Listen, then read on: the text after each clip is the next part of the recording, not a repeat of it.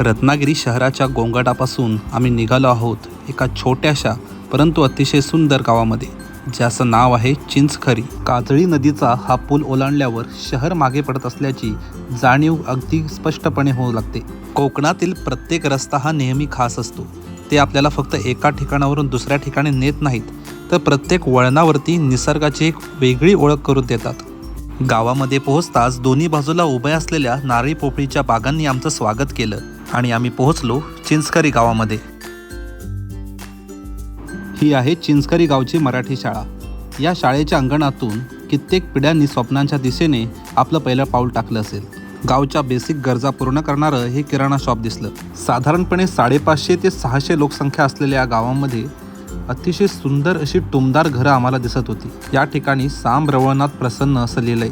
कदाचित ही गावची सहाण असावी. कोकणात फिरायला येणे म्हणजे फक्त पर्यटन स्थळांना भेट देणे नव्हे, आपण या गावामध्ये फिरलं पाहिजे, त्यातली संस्कृती जाणून घेतली पाहिजे, या गावातली लोकांशी संवाद साधला पाहिजे, तरच ते खऱ्या अर्थाने पर्यटन ठरेल, नाहीतर तो प्रवासच म्हणावा लागेल. या गावामध्ये आपल्याला मॅनग्रोव्ज वने सुद्धा पाहायला मिळतात, ज्याला कांदळवने असे म्हणतात.